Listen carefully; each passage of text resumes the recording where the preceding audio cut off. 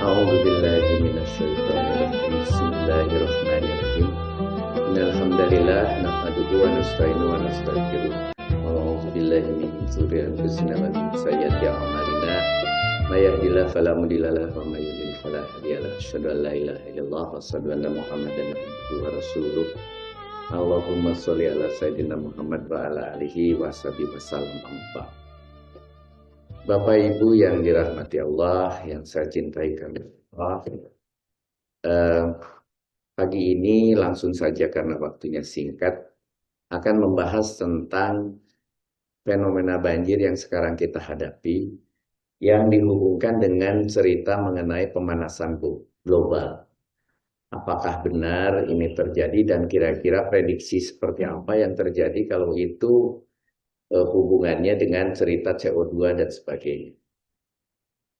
Kita mundur sedikit pada surat Ali Imran ayat ke-190.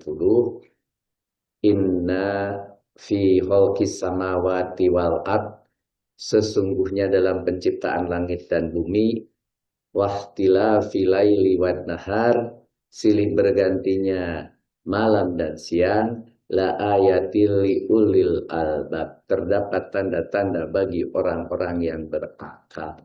Jadi memang kuncinya bahwa penciptaan langit dan bumi yang kita sebut, yang kita bahas selalu di pekan ketiga itu tentang kauniyah. Syaratnya untuk mengenali kauniyah memang harus berakal. Bagaimana bisa kita mengenali sesuatu termasuk misalnya tubuh manusia dan sebagainya yang telah dijelaskan, termasuk juga alam semesta, termasuk fenomena pergerakan, matahari, angin, dan termasuk juga sesuatu yang tidak terlihat oleh mata, tetapi sebuah keimanan, hal-hal gaib. Hal-hal gaib itu termasuk misalnya adalah frekuensi. Frekuensi itu adalah ilmu gaib. Bagaimana kita punya perasaan kasih dan sayang pada anak kita, bagaimana kita bisa merasa ada telepati dan seterusnya, itu hal-hal gaib. Dan juga ada hal-hal lain yang banyak kita tidak miliki, tetapi itu semua adalah dapat dipelajari bagi mereka yang berakal. Jadi berakal itu menjadi kunci bagi kita untuk mau mengenali ayat-ayat, gitu ya. Ayat-ayat ini liayati bagi tanda-tanda ini atau ayat-ayat yang kita sebut ayat Al-Quran itu bukan tulisannya, tetapi apa isi Al-Quran sehingga itu menjadi tanda-tanda bagi kita untuk menjadi ulil albab, begitu ya. Mari kita lihat lagi surat Ali Imran ayat ke-191. Ini saya bacakan langsung aja. Orang-orang yang mengingat Allah sambil berdiri atau duduk atau dalam keadaan berbaring dan mereka memikirkan tentang penciptaan langit dan bumi seraya berkata, Robbana ma khalaqta hadza batila. Nah, itu ya. Ya Tuhanku atau ya Tuhan kami. Karena Robbana, naknya menjadi kami, ya Tuhan kami. Kalau di dalam terjemahan Kependag itu ditulis terjemahnya ya Tuhan. Ya Tuhan kami, ma khalaqta hadza batila. Ma tidak ada khalaqta, taknya itu adalah kamu, tapi karena Tuhan yang menciptakan kita terjemahkan jadi engkau. Tidak ada engkau, hadza ini, itu hadza batila. Tidak ada penciptaan ini karena kita berbicara kholaqo, jadi kholqi tadi ya. Maka tidak ada penciptaan ini dengan sia-sia. Artinya menurut kita tidak nyaman, pasti ada hikmah. Menurut kita ini tidak enak, pasti ada penyebab sehingga Allah sebetulnya menyiapkan itu semua. Ketika kita percaya dengan kalimat ini, ma khalaqta hadza batila, maka makanan-makanan yang selama ini kita bilang tidak enak belum tentu tidak manfaat. Seperti yang sering saya contohkan adalah buah noni. Zaman dahulu dibuang bau, ditendang saat kita kecil, sekarang dibuat kapsul dan dijual mahal untuk obat-obatan, begitu contohnya. Apakah terjadi juga nanti pada pete dan pada jengkol? Mungkin saja sekarang sudah mulai ada, apa betul atau apa tidak, mereka berdua itu gitu ya, mereka berdua itu ternyata mengakibatkan bisa menahan agar kita tidak kanker, kan begitu. Suatu hari walau alam ketika kita sudah mulai berakal, tetapi kapan akal itu diberikan? Allah yang mengaturnya. Bahwa Allah tidak akan memberikan akal pada manusia untuk menciptakan nuklir kalau tidak mampu bagaimana menghandlenya. Tidak mungkin ilmu nuklir diberikan pada manusia ketika manusia masih zaman batu. Tidak mungkin. Allah sudah menyiapkan semua. Ada ahli A, ahli B, ahli pembuat masalah, ahli pembuat penyelesai masalah. Makin banyak dokter berbagai macam jenis, juga makin banyak penyakit disiapkan, dan seterusnya. Dulu mungkin kita tidak pernah dengar COVID, sekarang ada COVID karena orang sudah pintar bagaimana mencari untuk penyembuhnya dan sebagainya.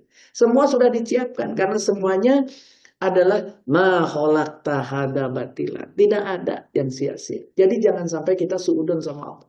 Itu aja poin di dalam ayat ini. Jadi yang paling penting akhirnya adalah kita harus selalu mengingat Allah dengan berzikir. Nah, zikir ini tidak diterjemahkan dengan kalau kita hanya bisa membaca la ilaha illallah dengan gerakan yang diatur, katanya la ilaha illallah harus ke bawah, kemudian ke kanan, kemudian ke kiri. Itu hanya tools. Tapi yang lebih penting daripada zikrun ini, berpikir ini, mengingat ini adalah tadi apa-apa yang telah Allah ciptakan kepada kita, termasuk kita keberadaan Allah dan termasuk keberadaan hasil ciptaannya, ucapannya ditulis di dalam Al-Quran sebagai kauliyah, sedangkan hasil produk Allah ada di kauniyah yang ada di sekitar kita. Itu yang harus tetap kita pelajari. Jadi di sini bukan hanya duduk manis, ini bahasanya pakai manis segala ini. Bukan hanya duduk manis di masjid sambil mengucapkan secara lisan kebesaran Allah saja. Tetapi juga sambil berdiri, duduk, terbaring, mengingat apa yang telah Allah berikan kepada kita, ciptakan kepada kita. Begitu tadi dikatakan, sambil berdiri, duduk, sambil berbaring, kita mengingat. Itu termasuk dikrun. Gitu. Nah, bahasan siang ini itu introduction tentang kauniyahnya yang kita selalu diskusikan di pekan ketiga ini. Kita pernah atau saya pernah menyampaikan cerita tentang air waktu seri keempat. Pernah dijelaskan bagaimana air, bagaimana fungsinya, di mana kita temukan air dan sebagainya. Sekarang kita hubungkan air yang berhubungan dengan cerita banjir. Ini mulainya dari huruf A, air. Kenapa ini mulainya dari huruf B, banjir gitu ya. Tidak seperti ini, dari air kok jadi banjir. Nah, itu penyebabnya bukan karena air, tapi penyebabnya karena kita, pengelola air itu. Nah, kemudian di antara penyebab banjir itu katanya ada karena pemanasan global. Mari kita lihat. Peran air yang lalu sudah saya sampaikan, saya return lagi ke belakang. Ketika kita wudhu mensucikan diri dari dosa, Rasul berkata melalui riwayat Muslim, jika seorang hamba muslim atau mukmin melakukan wudhu, kemudian membasuh wajahnya, maka dosa-dosa yang dilakukan oleh mata akan keluar bersama air yang mengalir hingga tetesan terakhirnya. Jika ia membasuh kedua tangannya, maka dosa-dosa yang dikerjakan oleh tangan akan keluar bersama air yang mengalir hingga tetesan terakhirnya. Jika membasuh kedua kakinya, maka dosa-dosa yang dilakukan oleh kaki akan keluar bersama air yang mengalir hingga tetesan terakhirnya. Sehingga keluarlah semua noda dosa sang hamba. Ini sebuah bahasa yang mau menunjukkan bahwa bukan secara fisik bahwa dengan berwudu itu akhirnya dosa itu hilang. Banyak sekali dosa yang kemudian Allah tidak ampuni seperti syirik, gitu ya. Tetapi ini hanya sebuah gambaran dan akhirnya ini dijadikan lagu oleh Kang Sam untuk Bimbo, enak sekali didengar bahwa kita berwudu akan membersihkan ini dan sebagainya. Indah sekali, gitu ya. Dan kemudian wudu itu yang kedua mensucikan diri dari hadas kecil. Baru ini masuk ke fikihnya. Pak Dimyati telah menyampaikan. Rasulullah SAW bersabda, kuncinya sholat adalah suci. Wudu syarat sahnya sholat. Rasul berkata melalui riwayat Tirmidzi, kuncinya surga adalah sholat. Dan kuncinya sholat adalah wudu. Balik lagi ke toharoh, ke wudu lagi. Riwayat Imam Ahmad, tidakkah dianggap sholat bagi orang yang tidak wudhu? Balik lagi ke situ. Kemudian menjaga kesucian dengan selalu menjaga wudhu. Nah, akhirnya selain sholat, ternyata wudhu itu perlu juga dijaga dalam kehidupan keseharian. Dalam hadis Muslim dari Abu Hurairah, sesungguhnya umatku akan datang pada hari kiamat dengan tanda yang bersinar di wajahnya karena bekas dari wudhu. Barang siapa yang mampu untuk memperpanjang tanda-tanda tersebut, maka lakukanlah. Nah, maka kemudian di antara kita ada yang membuat mukanya glowing gitu ya supaya kelihatan bahwa sering wudhu gitu ya. Jadi salah terjemahannya. Atau kemudian nanti ketika ada hadis menyatakan Allah akan melihat tanda-tanda di keningnya karena dia itu selalu melakukan sujud kemudian dikasih tanda di keningnya. Bahwa itu terjadi ya biarkan saja, tetapi jangan dengan sengaja membuat tanda-tanda itu. Gitu. Tidak perlu begitu. Jadi air sangat penting untuk mencapai surga. Kuncinya adalah air sangat penting untuk mencapai surga. Jadi tidak mudah memang untuk mencapai surga tanpa air. Begitu. Walaupun akhirnya solusinya di negara Saudi Arabia kekurangan air, dikasih solusi exit yaitu tayamum. Tapi kalau di kita, rasa-rasanya dalam seumuran begini berapa kali kita melaksanakan tayamum? Karena begitu banyak air berlimpah di negara kita. Peran air bagi kehidupan. Ini sudah dijelaskan sebelumnya, kita remind lagi. Seluruh makhluk hidup perlu air untuk bertahan hidup. Dan peradaban manusia berjaya mengikuti sumber air. Jadi kita lihat bahwa tidak mungkin kita hidup tanpa air. Bahkan orang yang sakit apapun nomor satu diinfus. Kasih air nomor satu mah. Mau DBD, mau panas, mau ini, nomor siji masuk ke rumah sakit, cos, gitu dikasih elektrolit, kasih air.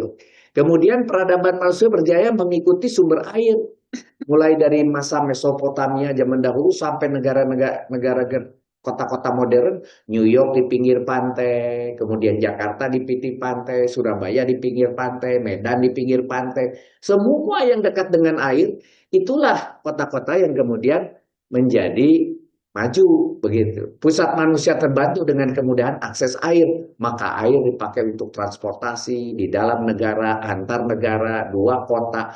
Bahkan di negara-negara maju air dipakai untuk pelesiran, pelesiran yang sangat mahal, makan malam di atas air dan sebagainya begitu. Kalau di kita bagaimana bisa di Cikapundung melakukan itu? Jadi pikir seriusnya.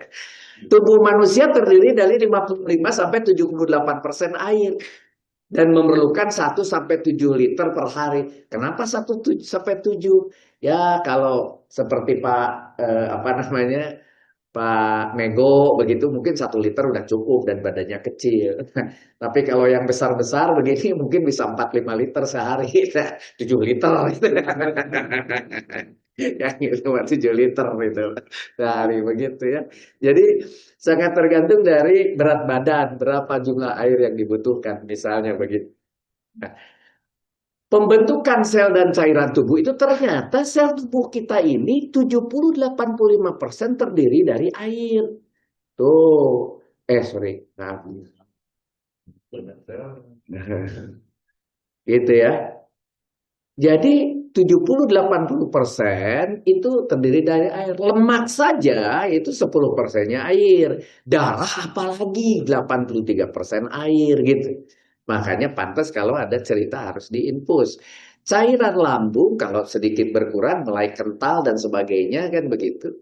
Nah itu juga kemudian harus diimbangi dengan pengencer dan juga plus air untuk diinfus. Cairan lambung, hormon, enzim, termasuk otot memerlukan air. Kekurangan air, sering kram. Ketika kita lari, kekurangan air, minum dan sebagainya, lagi lari bisa kram dan seterusnya dan seterusnya. Jadi hati-hati dengan air bahwa ternyata air itu adalah bagi kehidupan itu sangat penting.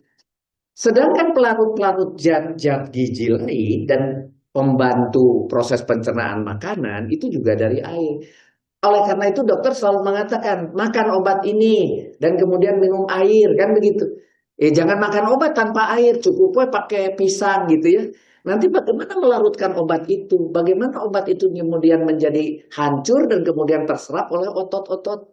di dalam perut, itu harus ditambah air. Penting untuk aktivitas kimia darah tubuh, jelas semua reaksi butuh H2O.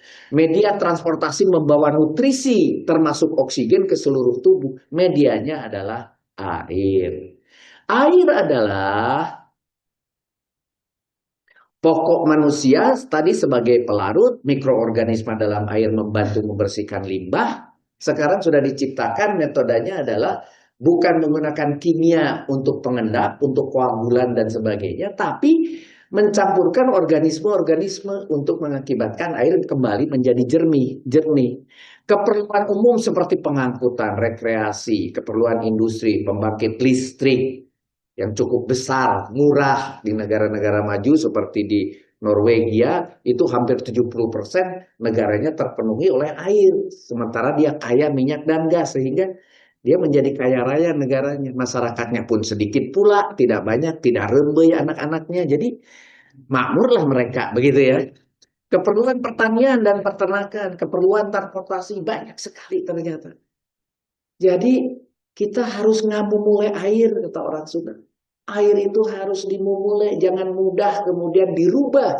1 detik dari Allah ciptakan air dengan murah, yaitu air hujan, kita ubah jadi air kotor dengan cara membuang ke sungai. Harus ditanam di dalam tanah, suatu hari dibutuhkan tinggal ngambil. Kalau punya hutan disimpan di hutan. Nah ini yang jadi masalah, hutannya digunduli, tanahnya kemudian becek, dan kemudian menjadilah banjir gitu ya. Peran air bagi kehidupan. Air menghasilkan buah-buahan dan media transportasi di dalam Al-Ibrahim ayat ke-32. Allah lah yang telah menciptakan langit dan bumi dan menurunkan air dari langit. Kemudian dengan air itu dia mengeluarkan berbagai buah-buahan sebagai rezeki untukmu. Dan dia telah menundukkan kapal bagimu agar berlayar di lautan dengan kehendaknya. Dan dia telah menundukkan sungai-sungai bagimu. Jadi betapa semuanya terbentuk karena air. Kalau tidak ada air, bagaimana terbentuk sungai? Nggak akan ada. Sungai itu hanya terbentuk karena air mengalir dan mengikis tanah. Dan kemudian yang besar-besarnya tertinggal jadi batu, yang kecil-kecilnya ngalir sampai ke pantai. Begitu. Kemudian air menghasilkan buah-buahan dan media transportasi juga terbaca di Al-Anbiya ayat ke-30. Apakah orang-orang yang kafir tidak mengetahui bahwa langit dan bumi keduanya dahulu menyatu, kemudian kami memisahkan keduanya? Ini yang kemudian dipelajari oleh ahli-ahli fisika dan astronomi, dan ternyata mereka menghitung mundur dan kemudian merekonstruksi seolah-olah dulunya bersatu antara langit dan bumi ini. Jadi bumi ini sebetulnya hanya bagian kecil daripada langit yang besar, terjadi Big Bang begitu. Di dalam bahasa untuk memudahkan kita, seolah-olah ada langit satu bagian, ada bumi satu bagian. Seolah-olah 2 bagian. Kenyataannya bumi ini sangat kecil. 0,000 sekian persen dari komponen langit yang luas itu. Kita hanya sangat kecil dan sudah dijelaskan di chapter di kauniah-kauniah sebelumnya.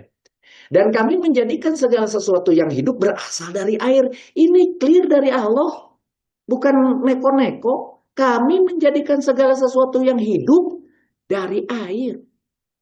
Maka tidaklah mereka beriman. Jadi kalau kita tidak percaya ini, kita tuh dianggap seperti kafir. Orang-orang kafir tidak harus mereka yang tidak mengakui keimanan, iman Islam dan seterusnya. Kisah pun kalau banyak sekali yang tidak kita percayai firman-firman Allah, kita bisa diklasifikasi dengan kafir. Gitu. Nah, keberadaan air ada di mana? Air menutupi bumi 71%-nya yang kita sebut sehari-hari laut. Laut itu 2/3 daripada bumi tertutup oleh air. Dan volumenya kalau saya buat dengan 0, sabaraha 0 nak. Gitu, panjang sekali. 1,4 triliun, satuannya pun kilometer kubik, sanes liter. Tuh. 1,4 triliun kilometer kubik. Dan ternyata 97% ada di laut. Jadi cadangan terbesar ada di laut. Cuma kita tidak diciptakan untuk bisa minum air laut, kan begitu.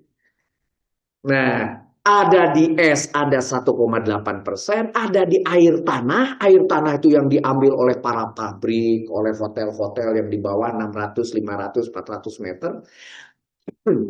Ada air permukaan yang kita ambil nih, 20 meter, 60 meter, ya, sampai 100 meter. Itu air permukaan, yang dimana air permukaan itu sangat tergantung dari musim. Musim kemarau berkurang levelnya. Musim hujan naik, tetapi air tanah tidak, karena itu sudah tersimpan beberapa ribu tahun yang lalu dan di lapisan tanah yang dalam dengan ketebalan yang banyak, sehingga sampai 0,9%.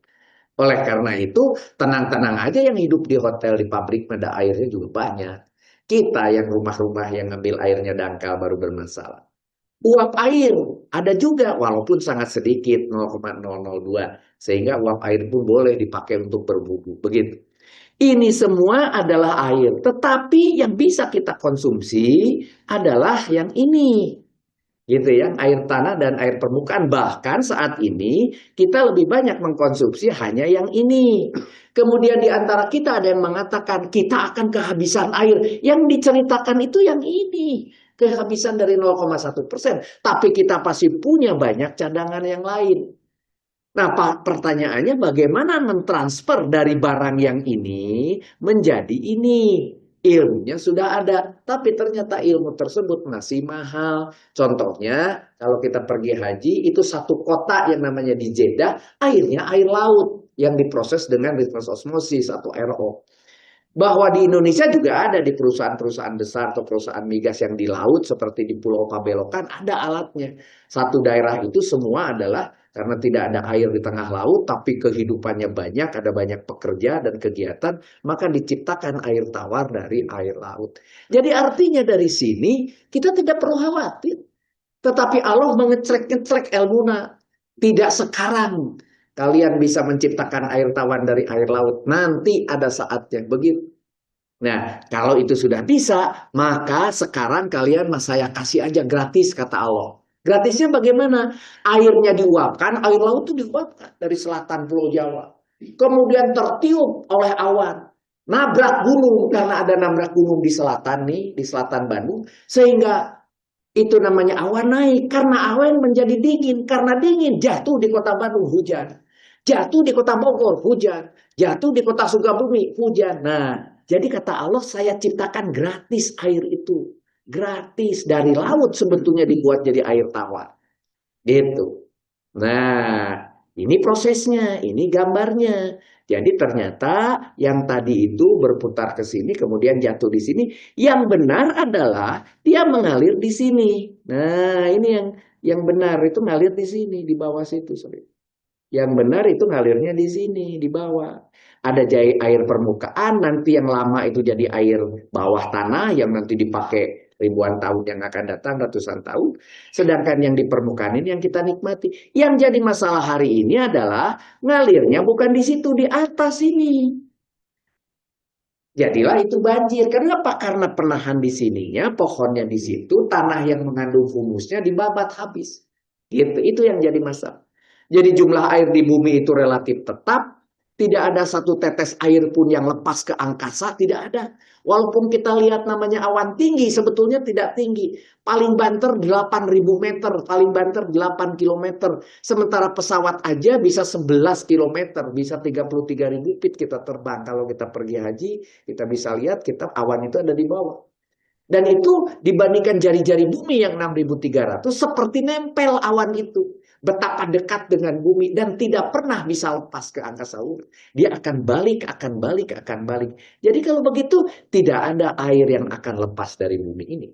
Siklus air adalah dari atmosfer kembali ke bumi, jutaan ton air di awan dijatuhkan perlahan-lahan. Ini hebatnya. Jadi kalau Allah menjatuhkan air hujan hanya sekali dalam setahun, kira-kira hujannya macam apa?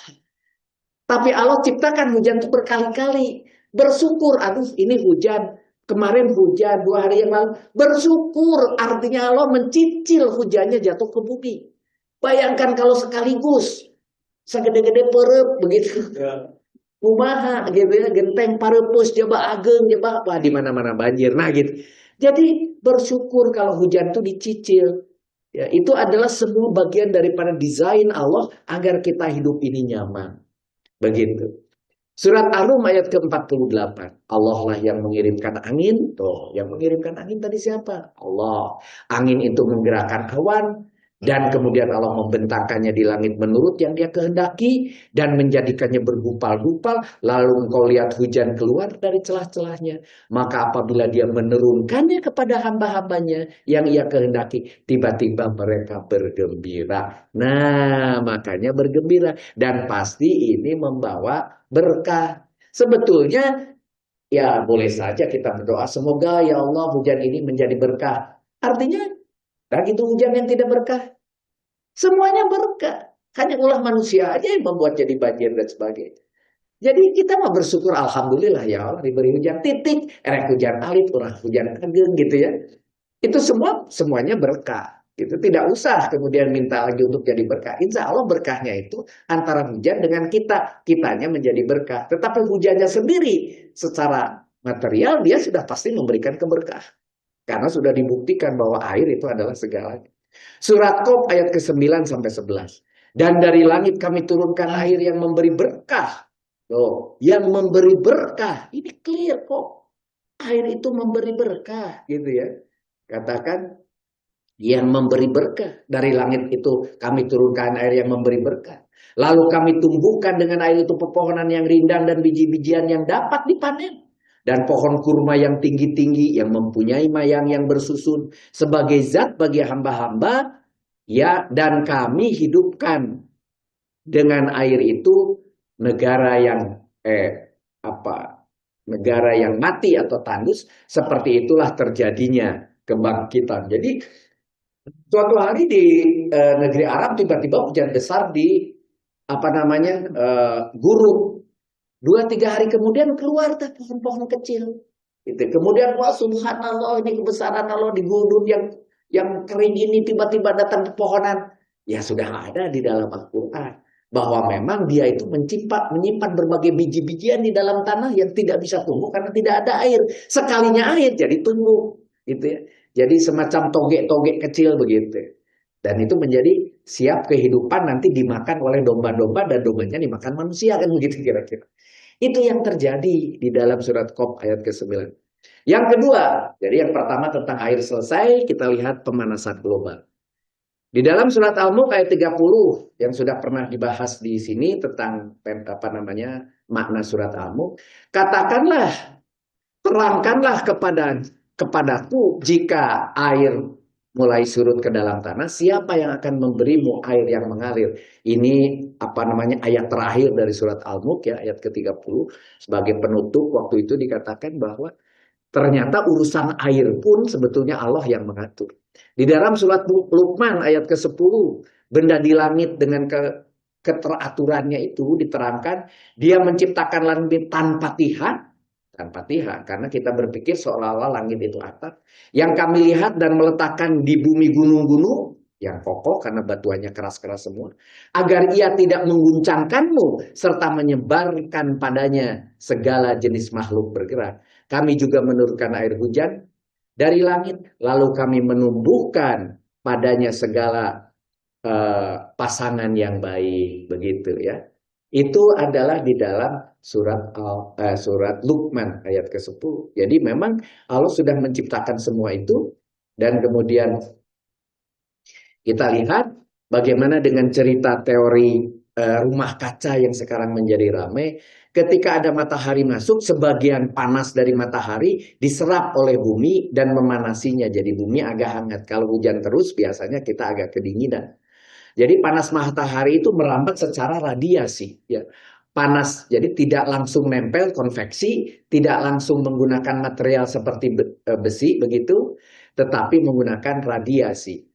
Panas matahari sebagian dipantulkan kembali oleh bumi, dipantulkan. Tetapi kalau ada sebagian panas dipantulkan bumi diserap oleh gas-gas di atmosfer, sehingga menahan panas keluar dari atmosfer. Nah, oleh karena itu tambahan panas muncul dari sini.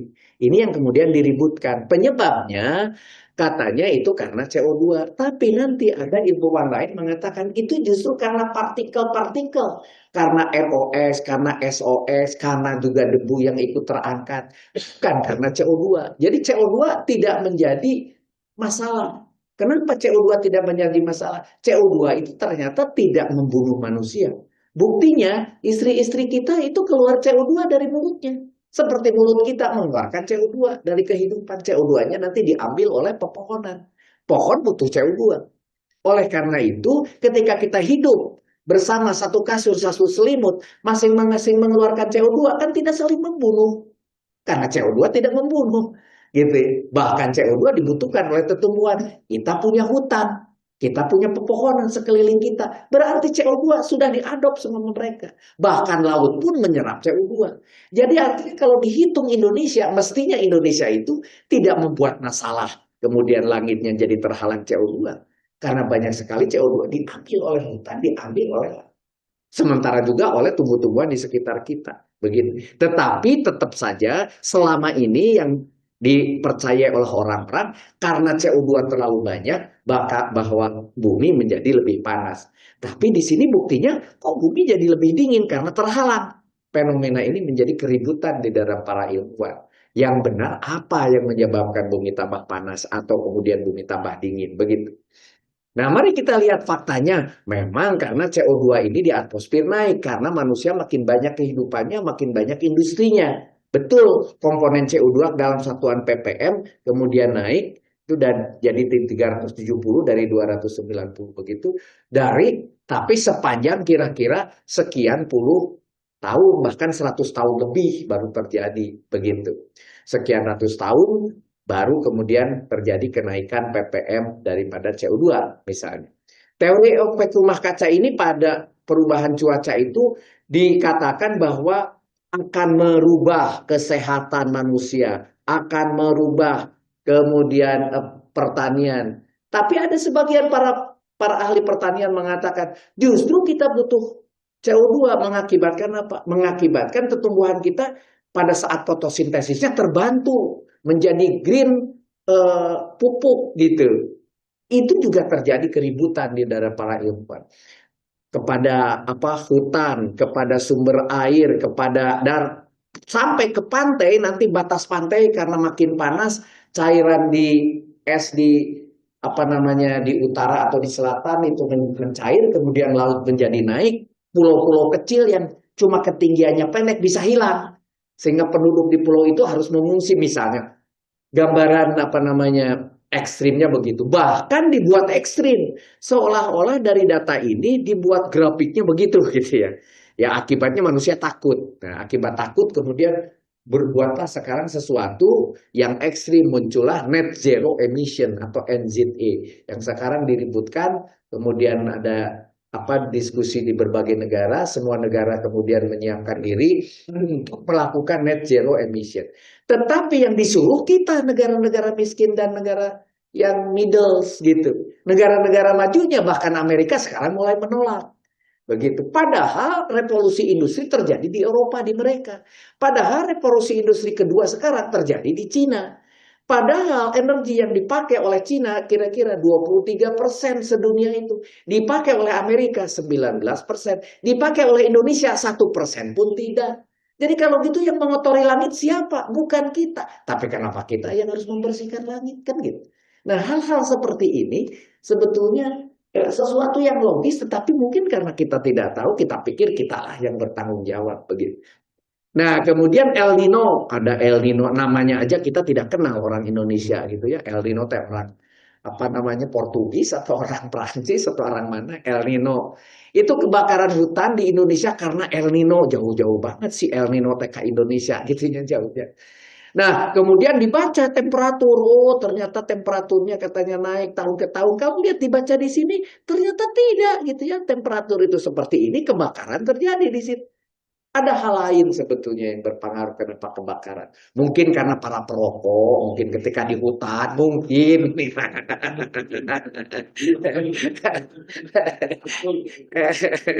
Mungkin gitu ya. Berikutnya kenaikan muka air laut. Nah, muka air laut ternyata ada penelitian mengatakan ini levelnya bahwa ternyata ada air laut yang naik begitu. Bahkan kemudian pada tahun 2100 diprediksi air laut itu akan naik tinggi karena katanya kutub-kutub itu mencair. Ternyata penelitian ini di Amerika ditelaah kembali terjadi hanya di beberapa kota besar. Itu ternyata ketemu penyebabnya. Naiknya air laut bukan karena air lautnya naik. Karena air lautnya naik berarti seluruh dunia harus naik. Kenyataannya ternyata ada subsidence. Subsidence itu tanahnya yang turun. Tanahnya yang turun itu karena terlalu banyak kegiatan di kota tersebut mengakibatkan tekanan airnya kemudian turun dan tanahnya mulai turun. Mengakibatkan banjir-banjir menjadi mudah. Seperti Jakarta sekarang itu sudah turun sebetulnya. Sehingga sudah pakai tanggul-tanggul di bagian utara Jakarta. Dan itu kemudian tidak terekspos bahwa banjirnya utara Jakarta sebetulnya karena subsidence, begitu. Karena turunnya tanah Jakarta, begitu. Nah, kemudian tetap saja muka air laut ini dibebankan kepada karena CO2, begitu. Ini sebagai contoh dari sisi orang yang percaya air laut itu naik, tergerusnya pipa minyak di Indramayu, misalnya pipa minyak jadi kelihatan, dulunya ditimbun kok jadi kelihatan. Kita pikir itu karena air lautnya naik, ternyata karena tergerus, begitu. Misalnya kelihatan pantai gitu ya. Begitu juga contohnya ini, dulu tertimbun sekarang tidak tertimbun karena bisa saja ini tanahnya yang turun, bukan. Begitu juga garis pantai, ada yang berkurang tapi di tempat lain ada yang maju, kan begitu. Gitu. Jadi ini diskusi-diskusi itu terus berlanjut sampai sekarang. Bahkan yang ekstrim lagi yang menyatakan akan ada hilangnya pulau-pulau karena naiknya air di tahun 2100. Nah, mulai keluar sampai angkanya. Ini biasanya suka, yang begini itu suka aneh gitu ya. Kiamat tanggal sekian, bulan sekian. Nah, gitu ya. Kadang-kadang suka aneh. Ini pun sama. Nanti akan ada pulau yang hilang setelah tahun 2100. Di mana yang hilang? Ditulis, ada di Sumatera Utara pulaunya Pulau Batu, ada di Sumatera Barat Sipora, North Bage, Selatan Bage, ada di Kepulauan Riau, ada Singkep, ada Sembako, ada Linggo, dicatat semua, yaitu pulau-pulau yang ketinggian dari air lautnya pendek. Maka di sini akan kemudian hilang. Ini yang bintik-bintik kecil-kecil kayak gini, itu akan pada hilang begitu. Kalau airnya naik, logikanya benar. Gitu, tetapi apakah memang benar air lautnya yang naik dari penelitian sebelumnya itu karena memang tanahnya turun begitu. Jadi kalau di Indonesia dicatat ada 115 pulau akan hilang, kan begitu kira-kira. Ini memang yang membuat tulisan ini tuh cukup menakutkan begitu ya. Badai Jacob dan George ngarana we guys, Jacob guys George gitu. Tengah tim mana sih gitu ya. Badai Ross begitu. Dan ini yang kemudian mengakibatkan seolah-olah sekarang terjadi ada pohon tumbang, dan yang betul mah pohonnya udah terlalu kolot dan tidak terperiksa gitu. Padahal udah kolot harusnya ditebang, tidak ditebang begitu. Dan kemudian dia tidak punya temannya lagi. Pohon yang celing hiji di dalam kota ya jelas akan tumbang. Tapi kalau di hutan mah setinggi itu tidak akan tumbang karena dia punya temannya pohonnya gitu. Kalau di kota ya jelas banyak yang tumbang, kan begitu. Tapi kemudian yang disalahkan ada badai Jacob, badai George, badai Ross dan sebagainya sampai ke Indonesia begitu. Nah, ini kelihatan Indonesianya yang mengakibatkan badai banyak begitu. Ada fenomena, ini sahabat kita, tetangga kita yang rumahnya di mana farmakologi, menghasilkan desain ini saya ambil. Ini lihat fungsi daripada tahun, saya ulangi ya. Ini fungsi dari tahun 2010 di desainnya. Oke, ketika kita teruskan, dia akan maju 2020, kemudian 2030, kemudian 2040, dia akan maju begitu. Maju begitu. Ini pantai Jakarta ya, Tanjung Priuk 2050, kemudian 2060. Monas tuh yang ini ya di atas 2070, 2080, 2090 sampai 2100 gitu. Ini apa namanya, simulasi ini dengan melihat dari tren saat ini bahwa apabila nanti air laut itu dianggap naik maka akan terjadi seperti ini. Tapi jangan khawatir bahwa bisa saja ini salah, bahkan Soekarno-Hatta menjadi mendekat. Padahal di sini kan banyak kehidupan yang sampai sekarang juga sebetulnya tidak masalah. Sering bahwa ekstrim berpikir itu mengakibatkan juga ekstrim hasil. Jadi walaupun ini ada pemikiran para ahli seperti ini dan kemudian para ahli ini membuat membuat kemudian keputusan seolah-olah kita bertanggung jawab untuk supaya melindungi dari bertambahnya CO2. Jadi mengenangi Jakarta sekitar 160 kilometer persegi, kira-kira 24% luas Jakarta pada tahun 2100. Pandangan terkini tentang perubahan iklim, nah, baru sekarang terjadi, ini baru aja nih, 23 Juli 2025. Kementerian Energi Amerika mengeluarkan laporan bahwa 5 ahli bekerja, ahli dalam bidang yang tentunya berhubungan dengan itu, harapan semua orang yang peduli dengan isu perubahan iklim ini ingin mendapatkan informasi yang berimbang. Menteri Wright itu dari Kementerian Energi Amerika mengatakan bahwa energi fosil yang menjadikan kemajuan peradaban manusia selama 2 abad. Selama 2 abad itu migas telah membuat manusia itu meningkat kemampuan kehidupannya. Jadi ada mobil, ada motor, ada kulkas, ada listrik gitu. Dipaksa untuk ditinggalkan. Nah ini pertanyaannya. Harus ditinggalkan. Padahal selama 200 tahun itu dialah yang telah menyokong kehidupan. Penyebab utamanya adalah akibat adanya perubahan iklim. Kampanye tanpa henti ini selalu mendiskreditkan energi fosil yang berhak mendapatkan keadilan. Begitu kata Menteri. Akibat data yang tidak akurat bisa berakibat kepada keberlangsungan kehidupan manusia di bumi. Kita seolah-olah sedang berlomba menyelamatkan generasi yang akan datang. Ini yang digemar-gemar. Menjadi tidak boleh ini, tidak boleh itu supaya bumi ini bersih. Tapi melupakan generasi sekarang yang hari ini ada, yang juga membutuhkan pertolongan, butuh energi. Jangan sampai ketika di Jerman dulu pernah ada blackout karena dia mematikan PLTU-nya. Begitu. Sementara energi yang lain belum siap. Gitu. Nah, Indonesia tiba-tiba juga latah ingin mematikan PLTU. Sampai sekarang nggak pernah terjadi. Bayangkan kalau itu dimatikan, dari mana sumber yang lain? Dari PLTS kecil. Satu rumah ditutup oleh PLTS atap aja tidak akan mampu. Pompa air tidak akan jalan. Kulkas tidak akan hidup. Tidak, terlalu kecil. Begitu. Dari air juga terbatas, makin lama makin berkurang. Dari mana? Dari panas bumi yang sudah saya terangkan. Itu ternyata tidak terlalu mudah untuk mengeksploitasinya walaupun sudah ada tersedia di bumi ini. Dari mana? Dari bayu. Apalagi harganya mahal sekali. Dari gelombang laut. Pokoknya kalau teori mah banyak. Tapi ketika diaplikasikan harganya masih sangat-sangat mahal. Begitu. Nah oleh karena itu Amerika mulai memikirkan. Coba kita lihat katanya. Pandangan tentang CO2 sebagai musuh manusia seperti apa? Ternyata polutan, ada kontaminan, harus dibagi 2. Polutan itu adalah substansi yang ada di udara yang menyebabkan gangguan kesehatan pada manusia. Apa itu? Ada particulate matters, benda-benda yang terbawa ke udara, ada O3, ada SO2, ada NO2, ada lead, timbal, ada karbon monoksida. Monoksida itu O-nya 1. Karena kalau CO2 terhisap, contoh yang keluar dari knalpot yang tidak sempurna, kalau knalpot yang bagus, enggak. Keluarnya CO2. Kalau knalpot yang tidak sempurna, itu keluar CO. CO-nya terhisap. Ketika ada di paru-paru, maka CO-nya itu mencari oksigen. Maka paru-paru kekurangan oksigen, jadi mati lemas. Dari mana? Dari CO, bukan dari CO2. Air kontaminan adalah pada level tertentu tidak menyebabkan gangguan pada level tertentu. Contohnya tadi ketika kita tidur bersama istri satu kasur, satu selimut. Karena konsentrasinya tertentu yang tidak membuat masalah. Ketika tinggi sekali di mana oksigen yang terdisplace dari ruangan tersebut baru jadi masalah. Misalnya ada ruang tertutup, CO2-nya kebanyakan, oksigennya kemudian terdisplace keluar. Nah, itu baru masalah gitu. Bahwa CO2 mempengaruhi kualitas udara di suatu wilayah atau kota dan juga tidak merusak kesehatan pada level tertentu tadi yang ini.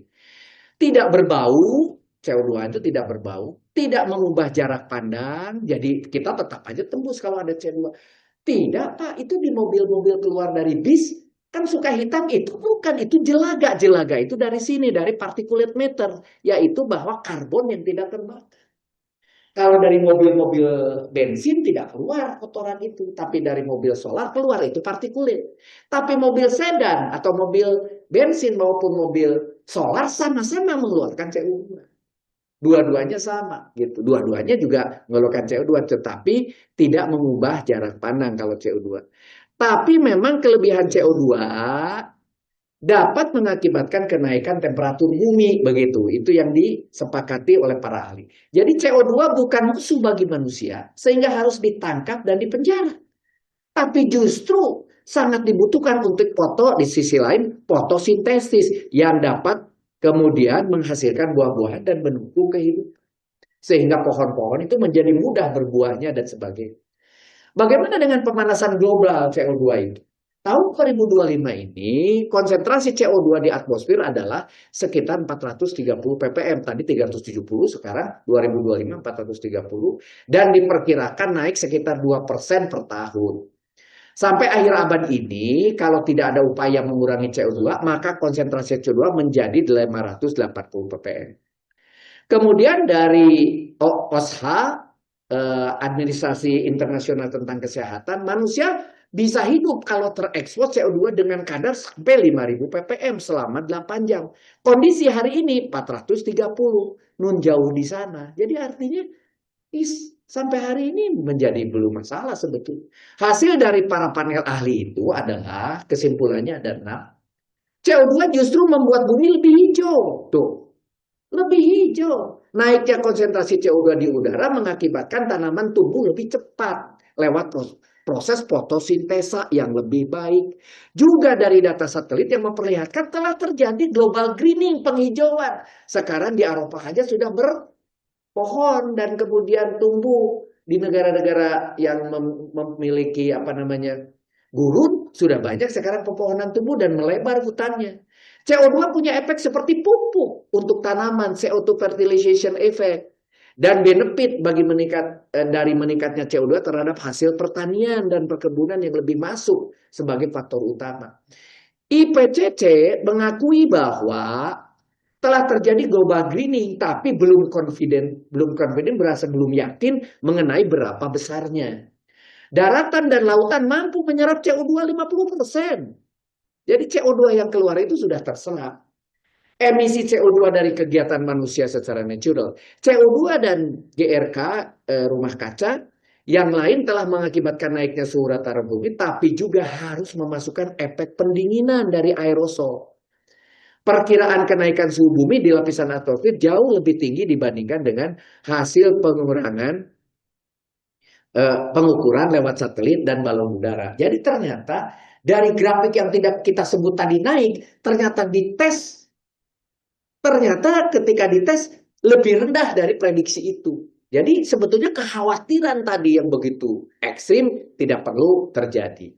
Bagaimana iklim dengan cuaca ekstrim? Iklim adalah rata-rata cuaca dalam waktu yang panjang, sementara cuaca adalah kondisi atmosfer dalam saat tertentu. Ini cuaca hujan, itu cuaca. Tapi kalau iklim itu adalah sesuatu yang jangkanya waktunya panjang.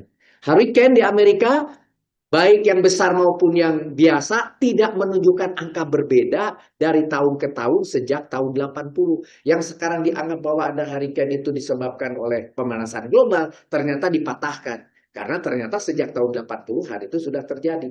Temperatur ekstrim atau heat wave itu terjadi akhir-akhir ini ternyata kalah dari segi frekuensi dan suhu dibandingkan tahun 30 ternyata juga sudah ada. Begitu. Padahal tahun 30 itu belum ada namanya industri seperti sekarang, belum banyak CO2-nya, begitu. Frekuensi dan intensitas curah hujan di Amerika Serikat lebih sering terjadi pada tahun 50 dibanding sekarang. Belum tentu disebabkan oleh perubahan iklim. Balik lagi. Tornado yang diramaikan juga jumlahnya relatif sama dari tahun ke tahun, sementara intensitasnya cenderung turun. Jadi kenaikan emisi daripada gas rumah kaca tidak banyak pengaruhnya terhadap tornado. Frekuensi dan intensitas dari kekeringan juga tidak menunjukkan perbedaan yang signifikan dari tahun ke tahun. Jadi artinya cuaca yang ekstrim itu selalu kita hubungkan sekarang dengan seolah-olah akibat CO2, akibat gas rumah kaca. Kita harus menggunakan net zero emission. Ternyata itu semua tidak banyak tidak berhubungan. Karena dia sudah berulang. Ada yang tahun 30 berulang, ada tahun 50, kemudian sekarang terjadi lagi. Jadi ini mah seperti mode baju. Mode baju berubah, tapi kemudian kembali, ini mah seperti mode tahun 60. Muncul lagi gitu ya. Dulu gombrang, sekarang gombrang lagi. Dulu gombrang, terus merecet, terus cutbray. Sekarang gombrang lagi. Sekarang kemudian ngangkat, apa disebutnya? Nah, naik sedikit bawahnya, kemudian nanti turun lagi, ngagubrai lagi, dan gitulah kira-kira gitu ya. Oke. Jadi sejak tahun 1900 permukaan air telah naik sekitar 8 inci. Tahun 1900 saja sebetulnya sudah terjadi. Di Amerika Serikat terutama di kota ini yang tadi saya katakan di beberapa kota ini kenaikan permukaan laut terbesar dibandingkan kota-kota lain. Pertanyaannya kenapa kota-kota lain tidak mengalami kenaikan yang signifikan? Kenapa hanya beberapa kota saja? Berarti bukan lautnya yang naik ya. Jadi ternyata kenaikannya muka laut karena tanahnya yang turun, yaitu terjadi subsidence. Data pengukuran subsidence akhirnya dilakukan dan total naiknya permukaan air laut diukur dengan sangat teliti di San Francisco, di beberapa kota. Ternyata subsidence itulah yang lebih mendominasi daripada naiknya air. Turunnya tanah lebih mendominasi daripada naiknya air laut. Begitu. Jadi dapat dimengerti kenapa prediksi permukaan air laut naik sangat tinggi menjadi tidak akurat pada akhir abad ini. Akibat prediksi yang over ini, yang tadi gambar Jakarta sampai mau kebanjiran, memberi rekomendasi dan komitmen masing-masing negara untuk menjauh dari energi fosil. Seolah-olah energi fosil harus dihentikan. World Bank dan ADB pun sudah tidak mendanai lagi biaya untuk eksplorasi misalnya migas. Dulu pernah ada namanya BP, British Petroleum. Sampai percaya akibat ini muncul dirubah menjadi Beyond Petroleum. Jadi bukan hanya minyak dan gas, dia juga mengembangkan PLTS, mengembangkan semua yang green. Tapi sekarang dia menemukan migas banyak sekali di utara daripada Afrika dan di negara-negara lain. Dan sekarang dia berubah menjadi back to petroleum, kembali lagi ke migas. Gitu. Jadi itu BP yang kelasnya dunia, gitu ya. Nah, apalagi kalau kita ya cuma Pertamina ya harusnya juga sadar tentang hal itu, begitu. Jadi bagaimana strategi penggunaan energi fosil ini? Apakah strategi menjauhi energi fosil itu sudah benar? Mengingat energi yang terbarukan belum mampu menggantikannya. Seperti pernah terjadi ada blackout di beberapa negara. Mempercayai laporan ini sepenuhnya dengan konsekuensi akan mengubah strategi energy security dan energy transition, Amerika sudah mengubahnya. Maka namanya Trump sudah mengatakan baby drill, baby drill. Artinya ngebor lagi, cari lagi minyak, begitu. Karena dia takut suatu hari nanti dia akan kekurangan energi kalau dia menghentikan. Tidak mempercayai laporan ini juga boleh aja, akan membutuhkan biaya yang besar karena biaya untuk mengurangi CO2 itu sangat mahal. Teknologi-teknologi untuk mengambil CO2, membersihkan CO2 itu sangat mahal. Tidak mempedulikan boleh juga, seperti kita sekarang tidak pedulilah, biarkan aja nanti juga seperti apa terjadinya. Tetapi efek-efek itu akan berpengaruh pada kita. Memang tidak mudah untuk memahami isu perubahan iklim ini. Tiap negara memiliki perspektif yang berbeda. Jangan sampai yang paling penting kita terjebak dengan strategi dan program yang belum tentu sesuai dengan kebutuhan kita. Berpikir cerdas adalah solusinya. Strategi Cina, nah ini Cina yang hebat. Bagaimana menghadapi dengan GRK itu? Pada tahun 2007, Cina itu ditekan yang luar biasa dari OECD, dari negara-negara maju, bahwa Cina sudah melebihi Amerika. Tadi sudah saya katakan. Penggunaan batu bara yang melimpah di Cina dijadikan dasar untuk memenuhi kebutuhan listrik dan industrinya. Maka Cina itu mengatakan begini, emisi karbon kalau diukur per kapita, jumlah manusia Cina kan banyak. Memang kami banyak menggunakan energi, kalau dibagi dengan jumlah manusia, ternyata kami bukan yang terbesar gitu. Pinternya Cina tuh. Jadi ternyata Cina itu cuma 5,5 ton per orang. Amerika 19 ton per orang, Jerman 9,5, Jepang 10 ton. Bukan saya dong yang bermasalah, kata Cina. Indonesia jauh di bawah itu, tidak sampai 1 ton. Kalau Indonesia mah kecil. Irit Indonesia mah menggunakan api itu sangat sedikit, pagi, sore, kadang-kadang nasi pagi dimakan siang, dimakan sore juga gitu ya. Jadi tidak berulang-ulang. Jadi kita mah irit sudah. Gitu. Pada tahun 2007, Cina masih sebagai negara miskin yang bertransisi untuk menuju negara maju. Maka Eropa dan Amerika yang menggunakan emisi kemewahan atau luxury emission tidak seharusnya mengalami usaha Cina untuk mendapatkan standar hidup yang lebih baik tuh. alasan itu tuh seperti kita harusnya, kita kan negara miskin, kita pun harus mengalami luxury emission itu, gitu ya, bukan untuk bertahan hidup survival emission seperti Eropa, gitu. Tidak, kita ini kata Cina.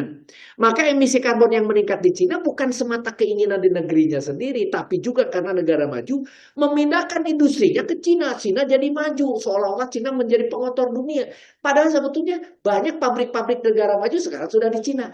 Tidak sadar Indonesia pun sama. Kita berhore, wah pabrik nikel masuk Indonesia dari Cina. Padahal sebetulnya dia membuat limbah di negeri kita, gitu. Nanti produk bagusnya bersihnya tinggal dibawa ke Cina, dijadikan baterai listrik, jadi mobil listrik, baru dijual ke Indonesia. Kita bahwa investasi besar begitu. Hati-hati, itu adalah mengekspor juga limbah kepada kita, gitu. Nah, negara maju menjadikan emisi karbon di negaranya jadi turun akibat itu.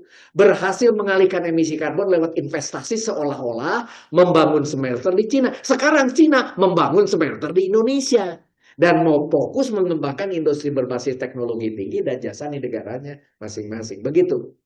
Maka 75% dari total akumulasi emisi CO2 dari tahun 1860 sampai 19 berasal dari negara maju yang punya populasi hanya 20%. Jadi bayangkan Eropa dan Amerika penduduknya cuma 20%, energi yang dipakai besar sekali. Ya. Cina kemudian berfokus pada efisiensi, ini hebatnya. Tidak memensiunkan, di Cina itu tidak ada mempensiunkan CO2, PLTU itu tidak ada. Tetapi manufaktur dan transportasi pemerintah Cina mulai berfokus pada teknologi yang hemat energi. Mobil-mobilnya makin hemat kan sekarang. Kemudian pemerintah menggunakan juga teknologi batubara bersih. Coal yang ditingkatkan sehingga jadi bersih. Menggunakan lebih banyak pembangkit listrik, PLTA ditambah, angin ditambah, surya ditambah sampai 2015. Cina kemudian sudah membangun PLTA sampai 2, sekian gigawatt. Kemudian dam di sini, PLTB yang Bayu gitu ya, 27 sampai 6 gigawatt. 2015 maju terus Cina. PLTS tahun 2010 bertambah dari 0,8 sampai 45 gigawatt. Artinya PLTU-nya tidak dimatikan, energi bersihnya silahkan maju. Begitu caranya. Bukan kemudian ini dimatikan, diganti. Bukan. Biarkan ini berjalan, tapi yang ininya dimajukan. Dengan kapasitas terpasang PLTA, PLTB, PLTS, bukan C, PLTA, PLTB, PLTS, yang begitu masif, tidak diragukan komitmen Cina untuk mendorong penggunaan renewable energy, tetapi Cina masih tetap membangun baseload kelistrikannya dari PLTU, tetap dari batu bara. Ini adalah win-win solution. Nah, itu hebat. Hebatnya Cina. Baru kita lihat banjirnya, yang ketiga. Banjir, air yang berkah itu kok menjadi bencana ya, gitu ya. Kok air yang tadi katanya berkah di Al-Quran, kok jadi bencana? Di sini ada peraturan Dirjen RLPS tahun 2009 bilangnya begini. Banjir dalam pengertian umum adalah debit aliran air sungai dalam jumlah yang tinggi. Atau debit aliran air di sungai secara relatif lebih besar dari kondisi normal akibat hujan yang turun. Di hulu atau di suatu tempat tertentu terjadi secara terus-menerus sehingga air tersebut tidak dapat ditampung oleh alur sungai yang ada, maka air melimpah keluar dan menggenangi daerah sekitarnya. Kalau definisi daripada Dirjen RLPS ini, ya ini mah hanya membuat dari apa yang terlihat jadi tulisan gitu aja, ini normal, gitu. Bukan sesuatu gitu ya. Jadi kalau misalnya kemarin contoh di sini penutup aliran sungainya ketutup, ya banjir gitu aja. Penutupnya dibuka, ya tidak banjir gitu lah kira-kira.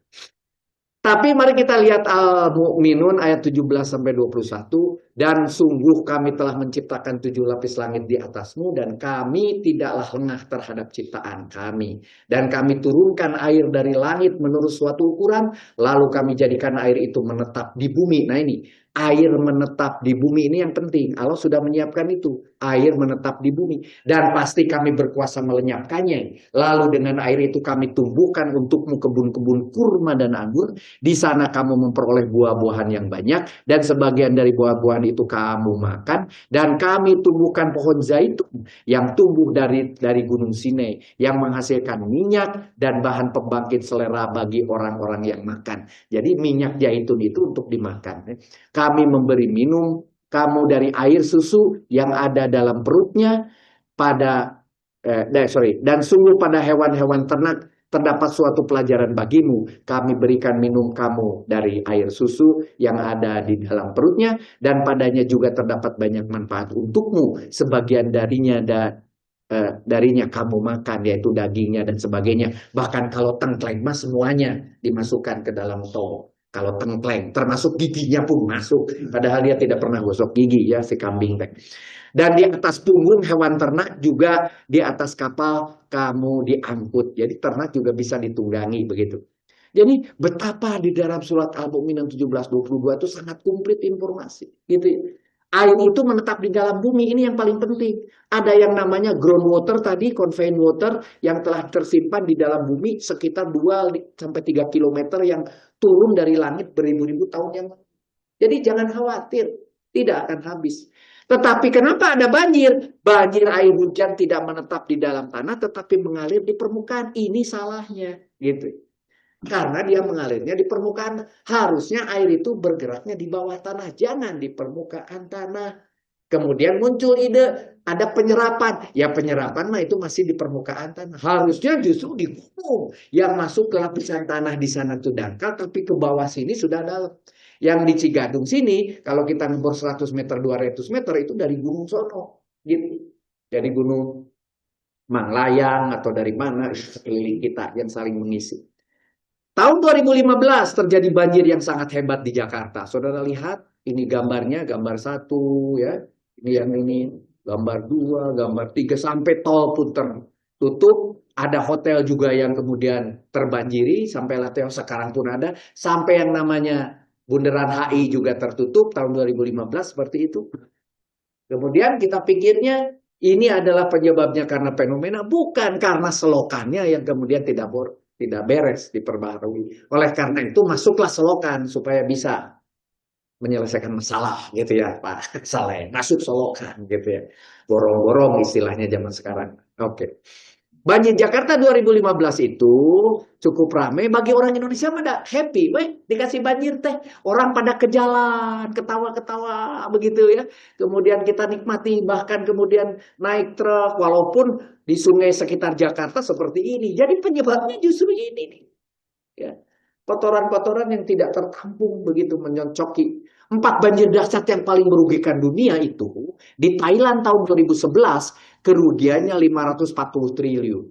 Kemudian di Sungai Kuning Cina yang sungai terpanjang itu pada tahun 80 405 triliun. Guangzhou di Cina tahun 2010 243 triliun. Di India dan Pakistan 216 triliun. Banjir Jakarta 1,5 triliun. Sebetulnya kecil kemarin. Orang lain lebih parah sebetulnya dari kita, gitu ya. Banjir paling mematikan di dunia, yaitu yang meninggal dunia, di Cina tahun 31 4 juta orang, bayangin, akibat banjir. Tahun 31, tahun 80 mungkin pada saat itu kan rumah juga belum bagus ya, semua masih bentuknya dan sebagainya, tiba-tiba banjir, ya semua kerendam. Tahun 1887 2 juta orang. Tahun 1938 di Cina 1 juta orang. Tahun 42 300 ribu orang. Memang makin tahun ke sini makin berkurang. Kenapa? Ya bangunan juga sudah makin bagus gitu, beda dengan zaman dahulu. Juga posisi mungkin udah tahu di situ banjir gitu ya. Kalau di Indonesia udah itu tahu banjir, tahun depan di situ lagi banjir lagi, rumahnya di situ juga gitu, di pinggir juga dan banjir lagi gitu. Dapat apa namanya santunan tahun depan akan dapat lagi santunan, sederhana lah kita mah. Banjir bendungan Bankiro di Sungai Ru di Cina tahun 75 230. Kemudian di Inggris saja, di Belanda saja tahun 1099 100.000 orang. Great Storm di Inggris tahun 1287 80 orang pernah terjadi. Begitu. Banjir dunia contoh nih gambarnya di Cina. Ini contoh di Cina. Ini contohnya di Cina. Ini di Sungai Yangtze, Sungai Kuning gitu. Di Cina bisa seperti itu. Kemudian coba lihat di Saint Lucia, di Olsen, kemudian di Marcellus, kemudian di Venezia. Kalau Venezia itu sekarang bahkan banjirnya terus-terusan gitu ya. Venezia itu kan bukan juga karena air lautnya naik, karena tanahnya turun, rumah-rumah kemudian tenggelam. Dan sekarang jadi kenikmatan, orang berjalan di situ dengan perahu kan, jadi dibuat filmnya bagus-bagus di Venezia kan gitu kira-kira. Ya nikmati aja gitu ya turunnya tanah. Gitu. Ternyata di bawah tanah dari Venesia itu adalah memang karbonat. Karbonat itu mudah untuk terjadi subsidence gitu. Dan diteliti oleh ahli geologi. Penyebab banjir yang ketiga adalah terhambatnya aliran air di tempat lain. Saluran air yang buruk, hati-hati. Makanya terima kasih nih Pak RW telah memberi peringatan pada warganya urusan beranhang, urusan air buang dan sebagainya. Sehingga sekarang sudah mulai beberes gitu ya, beranjak beranhang ya sudah mulai dibongkar dan kemudian dibetulkan lagi salurannya oleh rumah masing-masing ya. Oleh yang punya rumah masing-masing, alhamdulillah. Daerah resapan air yang kurang, nah ini yang memang agak sulit di kita ya, karena tidak semua rumah punya halaman, punya tempat untuk itu. Penebangan pohon secara liar di utara, gitu ya. Sungai yang tidak terawat, ya kesadaran masyarakat yang kurang baik. Faktor penyebab banjir di Indonesia, jelas kalau hujan, karena kalau tidak ada hujan tidak ada banjir, gitu ya. Hancur das yang rusak gitu, kesalahan perencanaan pembangunan terutama kalau di Indonesia itu bukan hanya di Bandung, adalah posisi trotoar. Trotoar itu ternyata lebih tinggi dari jalan dan itu kesalahan fatal Indonesia. Di negara-negara maju trotoar itu lebih rendah daripada jalan, bahkan jalur sepeda itu di sebelahnya lebih rendah, baru kemudian ada saluran air. Sehingga kalaupun terjadi hujan besar airnya selalu ke samping. Dulu di Cigadung pernah di jalan situ itu dibuat juga trotoar lebih rendah, bahkan dikasih garis-garis supaya kalau ada air itu ke samping. Dikasih juga yang namanya polisi tidur. Polisi tidurnya pun bentuknya V supaya airnya ke samping. Itu sudah bagus tuh Ran Cigadung teh seperti itu gitu melakukan supaya jalan menjadi kering. Sekarang juga di sini kita buat gitu ya. Itu ini adalah kesalahan kita, trotoar lebih tinggi daripada jalan sehingga jalan nanti jadi banjir. Itu sudah wah katanya kan masuk ke sana dikasih lubang, lubangnya nanti sama tukang sapu dicocokin sama sampah kan gitu di mana-mana. Faktor pendangkalan sungai jelas ini mah tugas pemerintah, harusnya kan kita bayar pajak ya. Faktor kesalahan tata wilayah dan pembangunan, nah ini masalahnya. Yang utara kok diizinkan, bahkan orang yang di puncak menjadi lebih bangga. Padahal Sunda Wiwitan itu sudah punya sepertiga daripada gunung di bawah untuk kehidupan, sepertiga untuk menumbuhkan tanaman, sepertiga adalah daerah untuk para leluhur. Artinya tidak boleh, itu adalah daerah yang menakutkan, jangan pergi ke situ, gitu bahasanya dahulu.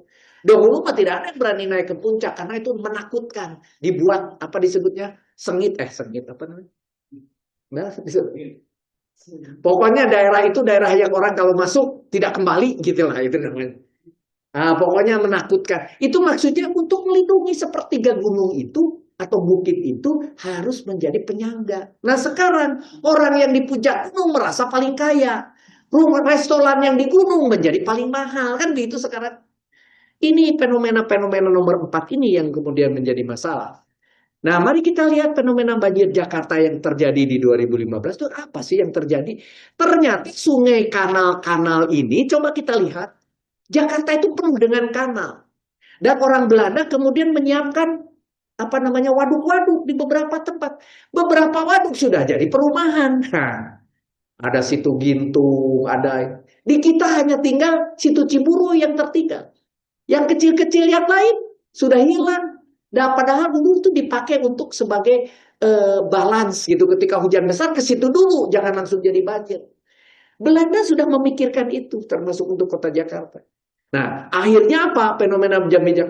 Akhirnya seluruh aliran air akan begitu bentuknya, dan itu adalah pusat-pusat banjir di Jakarta. Bisa bayangkan nih ke arah utara, ini menjadi pusat-pusat banjir begitu.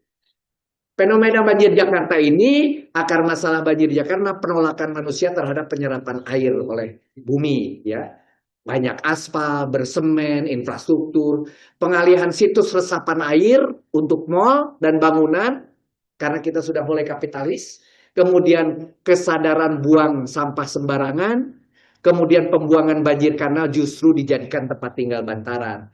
Di dalam surat Rum ayat ke-41 diingatkan, telah tampak kerusakan di darat dan di laut disebabkan karena perbuatan tangan manusia, supaya Allah merasakan kepada mereka sebagian daripada perbuatan mereka, agar mereka kembali ke jalan yang benar. Di Araf 56 sudah diingatkan juga, janganlah kamu membuat kerusakan di muka bumi, sesudah Allah memperbaikinya dan berdoalah kepadanya dengan rasa takut, tidak akan diterima dan harapan atau akan dikabulkan. Sesungguh rahmat Allah amat dekat kepada orang-orang yang berbuat baik. Jadi marilah kita berbuat baik untuk memperbaiki supaya tidak terjadi minimal di lingkungan kita. Lapisan tanah yang mengandung cairan itu ada di bawah tanah, yang tadi saya katakan ada surface water, ada ground water, ada confined water, dan kemudian ada salt water. Jadi selain air laut itu asin, di bawah tanah semuanya asin. Kalau saya memproduksikan minyak dan gas, pasti minyak, gas, dan air asin. Yang air tawarnya hanya ada di bagian ini, confined water, ground water, dan surface water, begitu. Lapisan tanah yang mengandung cairan tadi ada di bagian atas. Jadi kalau ada orang mengatakan ini akibat ada pemboran minyak dan gas sehingga air itu habis, tidak ada urusannya. Yang satu nyungun jauh di bawah, yang satu adalah di bagian atas, begitu. Permasalahan penggunaan air ini adalah terutama saya tutup dengan cerita tentang galon air yang dikuasai swasta, gitu ya. Ini adalah dulu namanya perusahaan daerah air minum. Emang air dari PDAM boleh diminum? Itu pertanyaan. Jadi judulnya jangan perusahaan daerah air minum, perusahaan daerah air mandi, karena dipakai untuk mandi begitu. Nah sebetulnya kalau di luar negeri ya Pak Mamannya, air PDAM-nya itu diminum, kita minum dari gelas gitu. Nah, oh bisa diminum ya. Nah kalau begitu kita jangan beli galon. Nah, gitu ya. Jadi memang sebetulnya asal mau menanak itu yang terbaik justru air yang kita dari sumur kemudian kita nanak sendiri, kita ngambil dari sumur sendiri. Itu jauh lebih bagus dibanding kita nunggu dari dago yang datangnya dari sungai yang kemudian dikasih kaporit gitu dari PDAM atau juga ngambil dari galon. Itu juga sebetulnya tidak lebih baik dibanding sumur. Cuma karena kebiasaan istri-istri kita itu pesen pakai GoFood, maka sekalian pesennya juga galon, sekalian sekian biji gitu. Padahal sebetulnya tidak harus tergantung itu. Dengan air yang kita miliki dipanaskan aja sudah lebih bagus, sudah cukup. Sama mengandung mineral, maksudnya mengandung kotoran, sama. Mineral itu kotoran, air mineral itu bukan H2O. Kalau Pak Dokter tahu, namanya Aquades, itu H2O. Aquades Dilata itu H2O. Tapi kalau yang kita minum, H2O plus kotoran. Kotorannya dibahasakan lebih per. Jadi namanya mineral, gitu aja. Oke, mengapa pengambilan air tanah itu di kedalaman 100-200 oleh penduduk dibebaskan dari segala kebutuhan? Jadi kalau saudara ngebor sampai 200 itu tidak akan ditagih. Tapi once saudara ngebor sampai 300-400, PDAM akan datang dan memasang meteran dan Bapak harus bayar ke PDAM. Seperti hotel-hotel, seperti pabrik-pabrik itu harus bayar ke PDAM. Walaupun yang ngebor dirinya, PDAM akan datang memasang meteran. Karena itu milik semua orang. Nah, itu hak milik, itu tanah air milik negara, itu di situ konsepnya. Jadi, ketika surface water itu digratiskan, air dalam confined water itu diatur oleh negara. Dan itu yang menjadikan akhirnya PDAM datang ke tempat kita kalau ngebor terlalu dalam. Wassalamualaikum warahmatullahi wabarakatuh. Silakan.